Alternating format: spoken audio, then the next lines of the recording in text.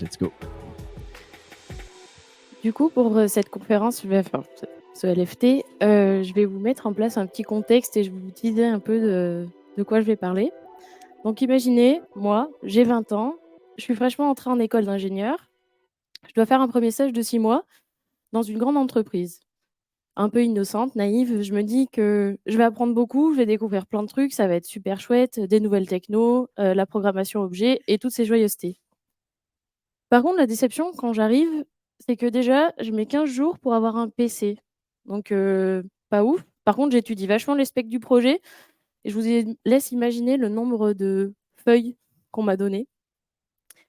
La plus grosse douche froide, par contre, bah, ça va être sur le tuteur de ce stage. C'est un tuteur qui, clairement, se préoccupe pas de moi. Il est pas hyper agréable, clairement ça le dérange. Et comment apprendre, en fait, quand, on s'occupe pas forcément de vous, qu'on vous donne pas de PR, donc en fait, on vous donne même pas de travail et que quand on vous en donne, on résout le problème à votre place, sans vous dire, qu'est-ce qui n'allait pas dans votre travail et ou comment vous auriez pu le faire. Donc en fait, on vous laisse aucune chance et suite à ce stage, on me proposera une alternance dans cette entreprise que je vais refuser, bien sûr, hein, et du coup, je vais finir chez Bedrock et chez Bedrock, je vais découvrir un tout autre monde. Je pense qu'on a tous vécu une expérience un peu naze et une situation critique dans laquelle une personne qui est censée nous aider ne nous aidera pas du tout et du coup, moi, j'ai commencé comme ça dans le monde de la programmation, donc c'était pas gagné. C'est pour ça qu'aujourd'hui, je suis Pauline et je vais vous présenter mentor, super-héros ou super-vilain. C'est un sujet qui me tient particulièrement à cœur, le mentorat, parce que moi, ça a clairement, changé ma carrière professionnelle, en tout cas, et un petit peu ma vie perso aussi. Le but de cette conférence, c'est de vous parler de mon histoire, mais pas que. C'est aussi vous transmettre, j'espère, des leviers d'action pour être un bon mentor ou en tout cas vous donner des idées pour le devenir. Petit disclaimer, je ne vends pas de solution miracle, je ne suis pas rémunérée. Mais par contre, je vais vous présenter certains points qui, moi, m'ont aidé à avancer. Bon, je suis développeuse back-end chez Bedrock pour ceux qui ne le savent pas. Je suis un petit peu grinch des fois, vous pouvez m'entendre râler dans les couloirs, c'est vraiment pas rare. Et vous pouvez me retrouver sur Twitter, enfin maintenant X, au pseudo Twingo. Et je fais partie des Duchesses, qui est un groupe d'entraide pour les femmes dans la tech. Donc au programme, j'ai fait une frise chronologique, mais ça va pas du tout être chronologique, donc je vais peut-être pouvoir perdre un peu. Je vais commencer par vous parler un petit peu du futur et de ma position, moi, peut-être en tant que mentor. Ensuite, je vous parlerai un petit peu de maintenant, qu'est-ce qui se passe dans ma vie. Puis je vous introduirai le pourquoi, en fait, et comment ça a commencé et pourquoi c'était vraiment pas bien parti cette histoire. Puis après, je vous parlerai un peu de Bedrock et de pourquoi ça a changé et pourquoi j'en suis où j'en suis aujourd'hui. Par contre, spin-off, le mentorat, c'est quoi? Eh ben, c'est une relation interpersonnelle. Donc ça veut dire que c'est entre 2 personnes, 2 humains, donc il va forcément y avoir des sentiments, des, relations. Le mentor, il offre du soutien, donc c'est hyper important. Il va y avoir de l'échange, de l'apprentissage et surtout, en fait, ça va être une relation, elle est pas unilatérale, c'est pas, une relation, le mentor apprend au mentoré. Non, c'est une relation vraiment d'échange, donc il va falloir, y mettre du sien. Donc pour le futur, avant de faire cette conférence, je me suis posé la question, c'est bien beau d'aller parler du mentorat, mais en fait, toi, Pauline, aujourd'hui, est-ce que, tu penses que dans le futur, tu serais mentor? Ben, moi, j'aimerais bien, mais je sais pas, je me sens encore pas forcément prête et puis, qui dit mentorat, en fait, on pense toujours aussi à un stagiaire. Mais peut-être qu'au final, on en fait un peu tous les jours avec nos collègues quand on maîtrise un sujet plus qu'eux.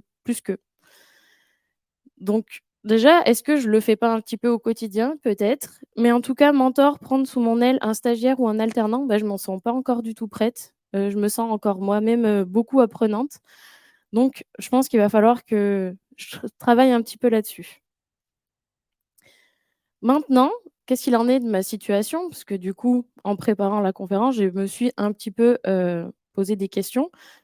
Aujourd'hui, j'ai plutôt une vie qui est cool. Je suis chez les calcifères, ça se passe plutôt bien, ils sont tous, sympas et même si des fois je dis le contraire, hein. Ils sont assez patients, ils m'aident beaucoup, ils m'accompagnent et du coup, ce qui fait qu'en fait, bah, je progresse beaucoup dans mon travail, je progresse beaucoup en tant que personne et ça, c'est hyper chouette et parfois, bah, c'est aussi moi qui les aide. Ils sont pas toujours à me tirer et donc le mentorat, c'est toujours à 2 sens. Je l'ai dit et je vais le répéter parce que c'est hyper important. C'est pas parce que vous êtes plus expérimenté que votre mentoré n'a rien à vous apprendre. Vous doutez bien que l'histoire d'horreur que je vous ai racontée au début et les happy ending, il s'est passé beaucoup de choses. Donc pour parcourir l'histoire en détail, commençons par le passé. Donc Pauline post-bac, c'est Pauline médecin. Alors, si je suis là, ça c'est il y a un truc qui a pas marché. Donc dans les grandes lignes, j'échoue, c'est pas grave, je vais rentrer en prépa pour une école d'ingénieur. Je me suis dit: «Cool, je vais être comme Jimmy Neutron, je vais construire des fusées, ça va être super chouette». Je me retrouve dans une prépa qui a une dominante mathématiques et mécanique. Pas la mécanique des voitures, hein, mécanique du point, tout ça, les trucs dans l'espace, les forces et le seul développement informatique que je vais faire, ça va être MATLAB sur des matrices, des algorithmes de remontée et descente, donc pas des trucs, pas du tout du développement comme je fais aujourd'hui chez Bedrock, pas du développement web, quoi. Mais je choisis quand même de me diriger vers une école d'ingénieur qui va faire de l'informatique parce que je veux être ingénieure informatique et je le serai. Sauf que c'est la douche froide. Forcément, j'ai du mal à acquérir la notion. L'APO, la programmation objet, bah, c'est l'enfer. Le réseau, c'est l'enfer. L'infra, c'est l'enfer. Bah, en fait, toutes les matières sont l'enfer. Mais j'arrive quand même à raccrocher les wagons et finalement, je m'en sors pas si mal, mais je redouble. Eh, ouais, quand même. Et du coup, plutôt que perdre mon temps, parce que je redouble, mais avec 4 heures de cours par semaine que sur le premier semestre. Donc c'est un peu ridicule. Donc je me dis: «Bah, chouette, je vais aller faire un stage. Je vais prendre un stage de développement avec plein de PO en Java, tout ce que je déteste et ce pourquoi je redouble. Comme ça, on prend le problème à la racine, on le tabasse et puis on n'en parle plus». Je vais dans une grande entreprise, le drame, un tuteur, pédagogique absent, un management pas guère mieux. On me dira: «Tu nous as pas fait perdre de temps, mais tu nous en as pas fait gagner». Ah, là, c'est chouette et du coup, après, on va me dire quoi? On va me dire: «Puis de toute façon, c'est pas grave, les filles, vous allez finir PO, fonctionnel, je ne sais quoi et puis après», je grossis le trait, attention, «vous allez vouloir fonder une famille, donc de toute façon, c'est pas très important que vous soyez tech». Ah! J'adore ça. Vous imaginez le choc? Moi, j'arrivais, j'étais pleine de bonne volonté, pleine d'entrain, avec des envies, des aspirations professionnelles et en fait, c'est la grande claque, la douche froide. Alors bon, je m'accroche et là, c'est le plot twist. Il y a un mail qui va changer ma vie, clairement. C'est un mail d'M6. Tu sais, au début, je me dis en plus: «C'est une blague». Donc je vais voir ma mère, je lui dis: «Regarde ce mail maman, ça vient d'M6, tu penses c'est une arnaque ou quoi?» Parce que oui, il y a des arnaques à tout, il y a même des arnaques à l'embauche et aux fausses offres d'alternance. Bon, je m'accroche, je passe l'entretien, ma foi, ça se passe bien et puis j'arrive, en fait, chez Bedrock et l'entretien, il était avec Benoît Viguier et là, ça va s'inverser et pourquoi? Et ben, il y a une raison principale, c'est qu'on m'attend et que j'ai été choisie. Bon, peut-être un peu parce qu'il y a pas eu peut-être beaucoup de candidats, ça je sais pas, j'ai pas posé la question. Moi, j'ai pris du recul, beaucoup, sur ce que je devais faire et repenser et pourquoi Bedrock, ça avait été un tournant et qu'est-ce qui avait déclenché ce changement et pourquoi, je m'en étais si bien sortie après ça. Je suis passée de dernière de la classe à major de promo, de redoublante à major. Ouais, je suis désolée, mais à un moment, il y a du glow up. Donc Benoît, quand j'arrive, il est principal engineer au back-end, donc il a pas beaucoup de temps. C'est celui qui va croire en moi, me donner ma chance et je vais construire la toute première relation saine mentor-mentoré et du coup, par la suite, il y en aura plusieurs parce qu'en fait, le mentorat, ça se cache un peu dans la vie de tous les jours et ça se cache un petit peu partout. Ça a pas été facile, je me suis accrochée et finalement, ça s'est bien passé. Donc comment c'était avec Benoît? Bah, d'abord, il y avait de la discussion. On discutait beaucoup de techniques, enfin, c'était surtout lui qui me parlait, hein. Moi, j'écoutais et des difficultés et tout. Moi, au début, on n'ose pas forcément dire on arrive en entreprise, on est à l'école, on a envie d'être bon partout et puis surtout de demander d'aide à personne. On est grand, on a un certain âge, on a envie de faire par soi-même et puis, en fait, ça arrive que des fois, bah, à l'école, vous allez être débordé. Du coup, au travail, vous allez arriver, vous allez avoir plein de choses en tête en pensant au projet que vous allez devoir rendre hier, mais que vous avez pas fini.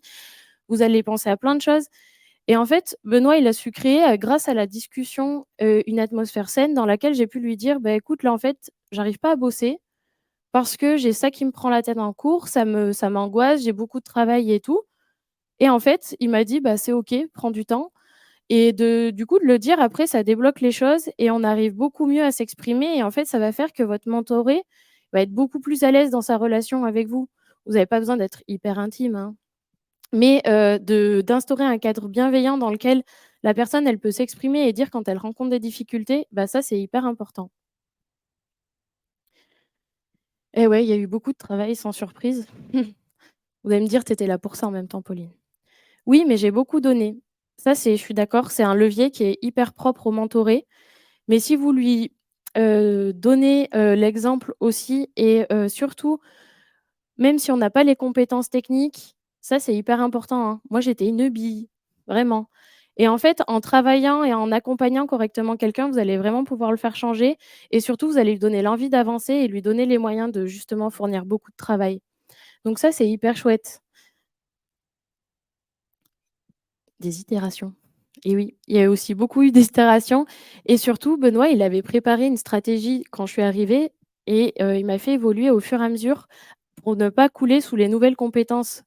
Un enfant, avant de courir, il va forcément apprendre à marcher. Avant de marcher, il va faire du 4 pattes, puis 3 petits pas. Donc c'est un peu pareil, on apprend, progressivement. Personne est capable d'apprendre tout de suite le top niveau du dernier truc à la mode. Et surtout, le résultat de ces premiers pas, bah, ça a été que j'ai acquis de bonnes pratiques de code, j'avais comblé des lacunes et j'étais peut-être prête à intégrer une équipe. Minute mentor. Du coup, je me suis dit: «Mais en fait, pourquoi pas demander à Benoît son avis aussi? Parce que c'est bien beau, toi, tu l'as vu, tu as des étoiles dans les yeux, tu es pleine de reconnaissance. Mais lui, ça se trouve, tu as été une galère de A à Z et ça a été horrible pour lui de t'avoir comme, apprenti». Et du coup, je lui ai demandé pourquoi il avait eu envie de prendre une alternante. Parce qu'il faut être un peu fou, hein, s'occuper de quelqu'un, c'est pouah. Au-delà des aspects qu'on connaît tous, il y a un avantage pour l'entreprise, bien sûr, de former quelqu'un avec les savoir-faire et les bonnes pratiques. Mais moi, ce que je retiens surtout et c'est le prérequis pour prendre quelqu'un sous son aile, c'est Benoît me l'a dit, c'est j'avais le temps et l'envie de le faire et en fait, c'est là la différence majeure entre ce premier stage où j'ai été imposée au lead de l'équipe. Du coup, bah, excusez-moi du terme, mais ça le faisait chier et là où j'étais, choisie, voulue et attendue et en fait, c'est le premier point pour moi crucial pour être un mentor, c'est être prêt et être prêt, ça veut dire quoi?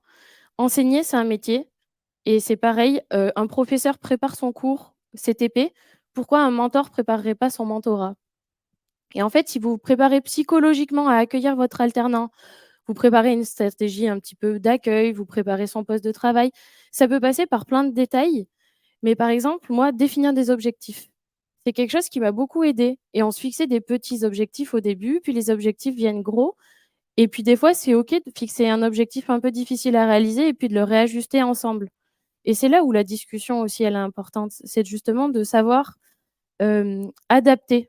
Comme on l'a dit, c'est une relation interpersonnelle, donc entre humains, entre personnes et on n'a pas tous les mêmes schémas de pensée, les mêmes standards. Prévoir une progression, bah, c'est chouette. Moi, on m'a fait commencer par un script avec, du PHP, un petit peu de Vanilla comme ça. On m'a présenté le projet global qui était, un outil de mesure de la dette technique en PHP qui n'existait pas sur le marché et qu'on allait développer nous-mêmes. Et donc ça a commencé comme ça, un petit script, puis un micro framework, puis un autre framework et puis après il y a Okapi qui est né. Puis Okapi maintenant il passe d'équipe en équipe et c'est en train de devenir un gros bébé. N'oubliez pas, c'est que votre alternant aussi, même pour évaluer son niveau, au début donner des choses que vous êtes capable de quantifier, bah, ça peut être important pour vous permettre de situer où est-ce qu'il est et où est-ce qu'il en est. Et oubliez pas qu'il va à l'école souvent. Enfin, je dis votre alternant parce que moi, c'était mon cas, mais souvent votre mentoré, même si c'est une reconversion et tout, les gens ont des cours, on va à l'école et il y a sûrement des matières où il est un peu moins à l'aise et que l'école, c'est compliqué et que ça reste en tête. Qu'un mentoré, souvent, il a une double casquette. Il est pas à 100 au travail et voilà et du coup, si vous l'achevez, bah, ça va pas être, en lui demandant quelque chose de beaucoup trop dur par rapport à ce qu'il est capable de fournir. Vous allez l'achever et c'est pas, tip top. Alors préparer son planning. Non, c'est pas préparer le planning du mentoré au jour le jour en lui disant: «Écoute, à midi, tu as ta pause déjeuner, je t'ai préparé un tupperware». Non. C'est hyper important, en fait, de vous dégager du temps. Vous savez que vous allez accueillir quelqu'un et le mentorer, discuter, ça va prendre du temps, s'évaluer, faire des points et pour l'aider et débriefer, plus vous allez être disponible ou en tout cas votre mentoré sait sur quelle plage vous l'êtes pour poser ces questions, il va évoluer facilement parce qu'il ne sera pas dans son coin à attendre de savoir si oui ou non vous êtes dispo par peur de vous déranger. Puis en plus, on le sait tous, quand on a beaucoup de réunions, des fois dans la journée, trouver un créneau, ben, on va le faire, rapidement. On va être, un peu à la course, on va presser la personne pour savoir quel est son problème et en fait, bah, des fois ça peut être un peu, enfin ça refroidit un petit peu, quoi. Donc ne pas minimiser le temps à accorder au mentoré, c'est hyper important. Du coup, à retenir, je vous dirais être prêt pour ce challenge. Je pense que c'est vraiment, la condition sine qua non. Si, vous n'êtes pas sûr de vous, patientez, préparez-vous. Et quelles sont les motivations du mentor? Les sombres motivations? Parce que moi, je me suis dit: «Benoît, il a une situation stable, il est principal engineer au back-end, il a l'air de savoir plein de trucs chouettes, faire plein de trucs, il a des collègues qui sont plutôt sympas». Et ben, en fait, tout simplement, ça peut être transmettre ce qu'on aime et voir ce qu'on est capable d'apporter à quelqu'un et voir si ça fonctionne ou pas. Moi, ça a été hyper agréable parce que de mon point de vue, j'ai vu quelqu'un de passionné qui aimait la qualité de code et forcément, et ben, ça donne envie de travailler pareil ensuite. Hem, Être expérimenté, ça ne veut pas dire qu'on est capable de partager ses connaissances et ça, c'est une verbatim de Benoît, donc vous doutez bien qu'avec quelqu'un dans cet état d'esprit, bah, moi, ça m'a mis un petit peu à l'aise parce que ça veut dire que c'est quelqu'un qui sait qu'il est compétent, qu'il a des connaissances, mais il est pas sûr de savoir les partager. Donc il a envie de se relever ce challenge et là, ça me rappelle une fois où le pauvre, il prend des heures à m'expliquer les principes solides. Bah, alors je nage et les design patterns, je comprends rien, mais merci de l'effort et puis en fait, spoiler, 1 an plus tard à l'école, j'ai appris ce que c'était, j'ai tout compris et tout s'est imbriqué grâce à ces exemples et à ce qu'il m'avait dit 1 an plus tôt. Donc perdez pas espoir, si la personne elle comprend pas tout de suite, peut-être qu'elle comprendra dans 10 ans. Et Benoît m'a dit qu'il avait aussi aimé, ce sont ce qu'il a appelé les instants déclic. C'est les moments où votre mentoré va comprendre ce que vous vouliez vous lui faire passer et que ça, c'était vraiment les instants qu'il préférait. Heu, donc globalement, on peut résumer ça en se disant que, bah, au final, est-ce que tout ça, c'est pas juste de la communication? C'est transmettre ce qu'on sait, et en discuter. Donc, pourquoi la communication, c'est une clé et par quoi ça peut passer? Bah, je l'ai dit, la discussion, apprendre à se connaître, vous avez pas besoin d'être très, très intime avec, votre mentoré, mais juste des fois de comprendre un peu la personne, son schéma de pensée, sa structure, son vécu plus ou moins dans le détail, mais savoir si c'est quelqu'un de très stressé ou non, savoir dans quelle mesure on peut pousser dans ses retranchements ou pas, bah, ça peut aider. Du coup, ça, c'est hyper important. Moi, je sais que Benoît me posait quelques questions. Forcément, on n'était pas non plus, les meilleurs amis du monde, mais il me connaissait suffisamment pour savoir que des fois, il y avait des choses qui allaient me stresser, m'angoisser, me prendre plus de temps que d'autres ou pas. Et pour apprendre à connaître quelqu'un, forcément, il faut poser des questions, c'est mieux. Et aussi, bah, faut mettre une atmosphère justement de où on peut poser des questions, où la personne est à l'aise de poser des questions.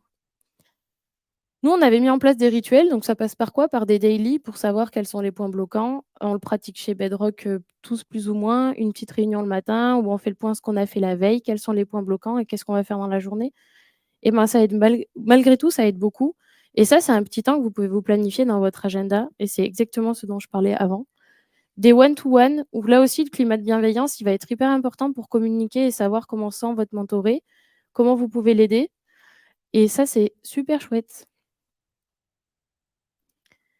Bah, prendre le temps, je me répète, c'est un petit peu redondant, hein, mais c'est hyper important parce que quand on est dans le rush, on n'est pas dispo, ça installe pas un climat de confiance et du coup, on peut pas savoir ce qui se passe et pourquoi la personne. Pareil, prendre le temps d'expliquer quelque chose, alors oui, des fois, bah, la personne, elle va pas comprendre tout de suite, mais plus on va expliquer, plus elle va engranger et peut-être elle va pas comprendre tout de suite, mais elle comprendra plus tard et en fait, c'est capitaliser, sur du temps, mais à l'avenir. En fait, c'est voir sur du long terme.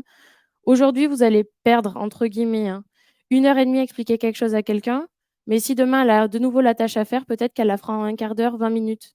Donc en fait, c'est vraiment faut le voir comme ça. C'est un pari sur l'avenir. Heu Du coup, ça revient à 2 points, c'est communiquer et expliquer, c'est hyper important. Moi, on m'a beaucoup expliqué mes erreurs. «Ça, c'est bien, mais tu aurais pu faire comme ça aurait été mieux parce que». Tout ça, c'est vraiment hyper important d'expliquer comment on aurait pu faire mieux, qu'est-ce qui est important, pourquoi là, c'est une erreur, pourquoi c'est pas bien et du coup, ça passe par de la communication parce que, je le répète, on est des humains, on est tous différents, on n'a pas les mêmes façons de communiquer et il faut vraiment s'ajuster et trouver, la bonne chose. Donc petit disclaimer, oui, mon propos est orienté sur les mentors. C'est hyper important, ils peuvent aider les mentorés, mais il y a aussi une part de responsabilité du côté des apprentis, des mentorés, des stagiaires, tout ce qui peut être mentoré. On n'oublie jamais qu'on travaille avec de l'humain et que ça demande une grande part d'adaptation et que dans cette conférence, moi, je vous présente mon point de vue et les actions qui m'ont aidé moi, elles sont en accord avec mon caractère et ma façon de réagir. Par exemple, je suis quelqu'un j'aime être poussée au bout, j'aime être poussée dans mes retranchements pour prouver que j'arrive à me dépasser et c'est là-dessus que j'arrive à être la plus performante. Par contre, quelqu'un de très sensible ou stressé, ah vous allez le tuer instantanément. C'est le pauvre quoi ou la pauvre. Du coup, ces interactions, elles se travaillent et en créant la relation de confiance, justement, vous allez pouvoir arriver à exploiter son plein potentiel et l'aider à se développer, épanouir parce que, bah, on apprend à se connaître aussi et du coup, c'est bénéfique pour les 2 parties. Donc on retiendra l'adaptation, que c'est hyper important de s'ajuster et de s'adapter à la personne. Bien sûr, tout n'est pas tout rose et tout n'est pas parfait et il y a eu des flops. Donc les flops, je vais vous en présenter 2. Le premier, c'est d'après Benoît. Lui, il trouve qu'il a vachement eu du mal à gérer son temps. Comme il était principal engineer du back-end, il était souvent en réunion.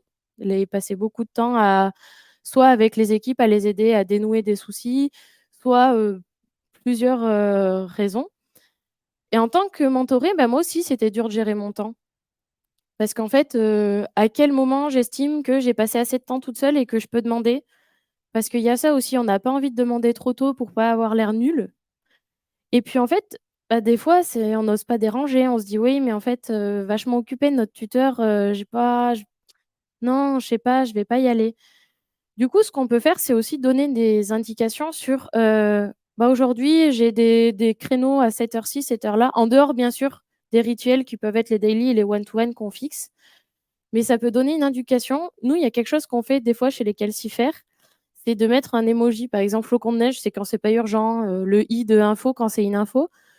Comme ça, on jette un coup d'œil et on sait tout de suite si on doit traiter le message rapidement ou pas et ça peut aider. Et puis se mettre des objectifs, je l'ai dit et c'est important aussi, sur la gestion du temps. Dire, bah, par exemple: «Ça, je te donne un délai, je pense qu'en 3 jours, c'est faisable». Ça peut donner aussi une idée à la personne d'arriver à quantifier au fur et à mesure et après, ben, on en donne de moins en moins d'indications et on s'améliore. Le point, moi, que j'ai eu un peu du mal à gérer des fois et que j'ai trouvé un peu flop, c'est un concept qui s'appelle le Bring Me a Rock Management. C'est qu'en fait, votre tuteur, il va vous dire: «Ramène-moi une pierre». Vous allez chercher une pierre, un magnifique galet bien poli, bien rond et puis, en fait, il va vous dire: «Mais non, c'était pas ça que je voulais. Moi, je la voulais plus carrée, plus pas comme ça, en fait». Donc bon, vous allez chercher autre chose et puis: «Non, mais c'est encore pas ça». Est-ce que vous pouvez lui reprocher de pas avoir fait son travail? Non. Par contre, vous pouvez lui donner des indications pour qu'il le fasse plus comme vous le vouliez. Du coup, c'est hyper important, moi, je trouve, des fois, de préciser ce qu'on veut. Comme je le dis, on est des humains, on n'a pas tous les mêmes référentiels, pas tous les mêmes schémas de pensée. Ce qui est bon et qui répond à la problématique pour moi, bah, c'est peut-être pas ce qui est attendu.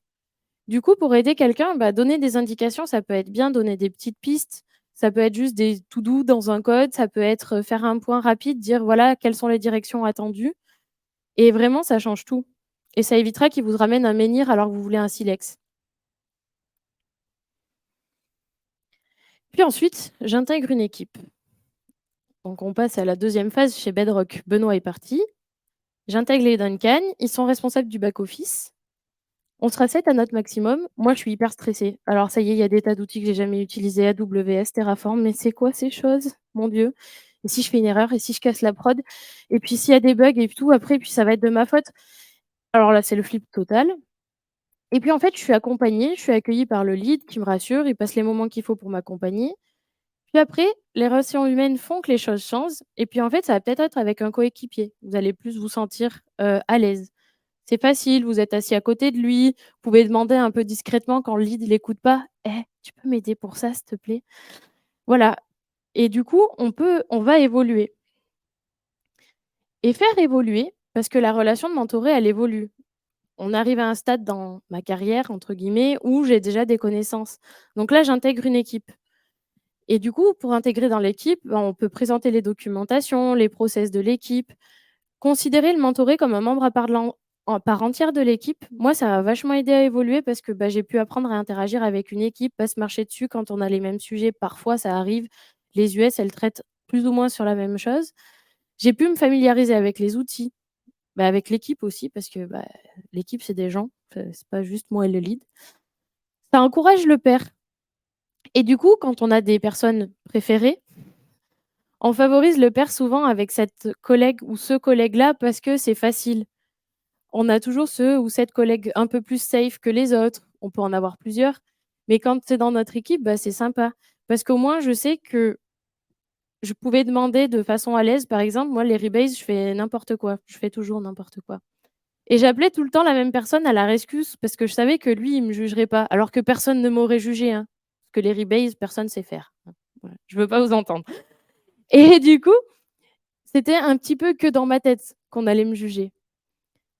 La patience, c'est hyper important aussi. Faire preuve de patience, c'est quelque chose qui aide beaucoup une personne à l'apprentissage. Je sais que des fois, ça peut être un peu agaçant que quelqu'un ne comprenne pas ce qu'il ou elle doit faire.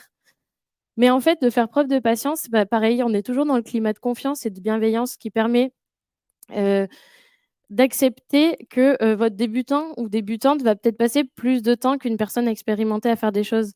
Encore aujourd'hui, moi, je passe beaucoup de temps par rapport à mes collègues à faire la revue parce que j'ai pas la même expérience qu'eux et c'est OK et ma manager, elle le sait et du coup, elle va pas me prendre la tête ou me tomber dessus parce que j'ai mis plus de temps que les autres à le faire et ça, moi, je trouve que c'est crucial et que c'est hyper agréable parce que ça me permet de bien faire mon travail et pas juste dire: «Faut que j'aille vite, faut que j'ai l'air expérimenté, donc je valide parce que j'ai vu que les autres avaient validé» et c'est comme ça qu'on progresse. Donc être patient, c'est très important. Même si c'est une qualité, des fois, qu'on ne se soupçonne pas et ben, on peut se dépasser. Étape 3, c'est la révélation. Donc là, c'est, les calcifères, donc Grou, c'est Anouk et les mignons, c'est nous. Heu, je suis sur la fin de mon alternance. On pourrait se dire que c'est la fin du mentorat, mais en fait, pas du tout. Là, j'ai une super manager qui est vachement à l'écoute et en fait, on crée une nouvelle équipe. Enfin, elle crée une nouvelle équipe. Et puis elle nous implique dans tout ce qui va être les processus de documentation, de qu'est-ce qu'on veut dans l'équipe, quels vont être nos rituels, à quelle heure on se retrouve pour boire le café. Et je vous citais plutôt l'écoute et la communication. Et ben là, ça va être encore plus en développement. Et puis je trouve un binôme, il s'appelle Pierre. Et puis on forme les paupières. Et c'est mon collègue de pair. Et puis maintenant, il y a Nathan. Et du coup, on est les pipotants. Voilà. Et on se partage tous nos trucs et astuces. Et surtout, par exemple, Nathan et Pierre qui sont beaucoup plus expérimentés que moi ou même Anouk, et ben, ils me partagent leurs trucs de mecs et de meufs qui ont roulé leur boss. Donc maintenant, j'ai des bases plus solides, j'arrive à avoir une discussion technique. Grâce au soutien de l'équipe, bah, je continue de progresser. Maintenant en Pontech, et ben, moi, j'arrive à amener, des sujets, à donner mon avis, dire: «Je pense que c'est une bonne solution ou une mauvaise solution», chose qu'avant je faisais pas.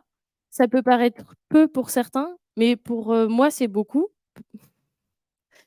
Parce que, c'est, quelque chose que j'étais pas du tout capable de faire avant et qu'on m'avait dit que je ne serais jamais tech et finalement aujourd'hui, bah, j'arrive à dire que cette solution est une meilleure solution qu'une autre, que ce code est plus optimisé que celui-ci et ça, c'est grâce à tous les mentors que j'ai eus chez Bedrock et à l'atmosphère qu'on a su me donner et à la confiance qu'on a su m'accorder. Maintenant, je suis plus dans l'étape de franchir et éviter les obstacles. Donc j'ai des petites bases de code, j'ai des bases d'équipe. Et là, je découvre, bah, un truc chouette, c'est qu'en fait, les erreurs, ça s'accueille et ouais, faut pas se dire: «Ah, j'ai fait une erreur, je suis vilain». Non, je dis pas de les encourager, hein, mais on est tous un peu, pompiers pyromanes parce qu'on crée du code, donc forcément on crée des bugs et des fois les bugs, ben, on les résout. Puis des fois on en recrée d'autres et en fait, ce que je veux dire surtout, c'est que les erreurs, on en fait tous et la façon dont vous allez gérer avec votre mentoré et ben, ça va faire vachement progresser parce que soit vous allez dire: «Fais chier, une erreur», soit: «Bon, bah, tu as fait une erreur, mais viens, on regarde ensemble pourquoi il y a eu cette erreur et comment on la corrige». Grâce à la merveilleuse Anne-Laure, j'ai découvert la notion d'egoless programming et un des principes, c'est ne fais pas aux autres ce que tu n'aimerais pas qu'on te fasse. Ça marche dans la vie de tous les jours et ça marche très bien pour le code. En fait, ça sert à rien de s'énerver, de blâmer parce qu'il y a eu un bug, la prod elle est tombée parce qu'il y en a un qui a fait une map un peu trop rapide et puis l'erreur elle est passée. On a fait de la revue, on n'a pas vu. Du coup, ce qui est important surtout, c'est de voir pourquoi l'erreur elle a été commise, pourquoi est-ce qu'elle a on l'a laissée passer et trouver des actions pour ne pas que ça se reproduise. Cela, on peut passer par plusieurs mécanismes, bah, la revue de code, organiser un point ensemble, pourquoi, quelle est la bonne solution et pourquoi. Si l'erreur elle est passée, bah, on peut faire un post-mortem, prendre du recul, voir quelle aurait été la situation idéale et surtout comment on aurait pu y arriver. Le but, c'est pas de blâmer, mais d'expliquer. Pour anticiper les obstacles, moi je l'ai fait beaucoup avec Anouk à une période, maintenant un peu moins. Ben, on passait un peu les US et puis on voyait ensemble les points potentiellement douloureux que je pourrais rencontrer au fur et à mesure. Ça me permettait d'avoir des repères et d'avoir des actions pour éviter les points de douleur. Et puis des fois, on essaye de voir ce qui marche le mieux, puis des fois ça marche pas. Et grâce à une bonne communication, ben, on s'évite pas mal de soucis, on se fixe des objectifs atteignables, on s'améliore et on progresse. Un peu de l'amélioration continue. Et du coup, aujourd'hui, en fait, ce que je me rends compte, c'est que le mentorat, c'est beaucoup de soutien. On accompagne, on se place comme en accompagnement, c'est-à-dire on se fait sentir notre présence et notre disponibilité en cas de besoin, mais on n'est pas non plus toujours, sur le dos du mentoré à savoir ce qu'il fait, ce que c'est bien, ce que c'est pas bien. Parce que ça, je pense que c'est une erreur qu'on peut faire un petit peu peut-être au début, à trop vouloir être présent. Bah, on étouffe un peu la personne et c'est pas le but non plus. Soutenir si on sent des doutes et c'est là que c'est important aussi de la communication parce que peut-être que votre mentoré, il va douter à certains moments. On n'hésite pas à se rebooster, on s'envoie des gifs, des kudos, plein de chats, plein de chiens, plein de d'images hyper positives et surtout on s'encourage, c'est un truc que j'ai vraiment trouvé dans cette équipe. Ils sont tous là d'ailleurs, aujourd'hui. Et on est un peu des cheerleaders tous entre nous. On est tous un peu fans les uns des autres parce que parfois on voit que c'est difficile. Des fois, c'est un problème de la maison, des fois, c'est un problème au bureau et bah, du coup, au moins, peu importe l'expérience, en fait, être encouragé, bah, ça fait toujours plaisir. Que vous ayez 20 ans d'expérience ou 5, et ben, ça fait toujours plaisir d'être encouragé. Donc on accompagne, c'est hyper important vraiment. Pour conclure, eh ben, je suis super désolée de vous annoncer, je pense qu'il y a pas de super vilain. Il y a beaucoup de gens maladroits. On peut tous devenir un bon mentor si on s'en donne les moyens et qu'on se prépare, on y met du sien. Bien sûr, on fait tous des erreurs et le plus important, c'est de savoir, pourquoi on les a faites, comment on les a faites et surtout comment on peut les éviter et éviter qu'elles se reproduisent. On évolue. Le mentorat reste avant tout une relation humaine avec ses qualités et ses défauts. Il faut donc être prêt à accorder à l'humain beaucoup d'importance et de temps parce que, 90 ou 80 du temps, c'est ce que vous allez gérer. Les compétences techniques, ça s'acquiert. Être, du savoir-être un peu moins. Je pense qu'il faut surtout essayer d'être mentor, voir ce que ça fait, se sentir prêt, en avoir envie, parce que ça demande beaucoup d'investissement de temps et de soi et ces actions que je vous ai présentées, elles ont fonctionné sur moi, parce que je suis une tête de mule, que j'ai la tête bien faite, mais n'oubliez jamais que toutes les personnes sont différentes et qu'il faudra certainement s'adapter. Alors devenez des super héros et aidez vous aussi quelqu'un à développer son potentiel et vous rendrez le monde meilleur. Pour, préparer ce LFT, j'ai regardé la conférence de Daniel Garnier-Moirou au Mixit 2022 qui est pleine d'enseignements. Elle est hyper riche. Il a des propos très concrets et il est très, très bienveillant, donc je vous encourage vivement à aller voir la conférence.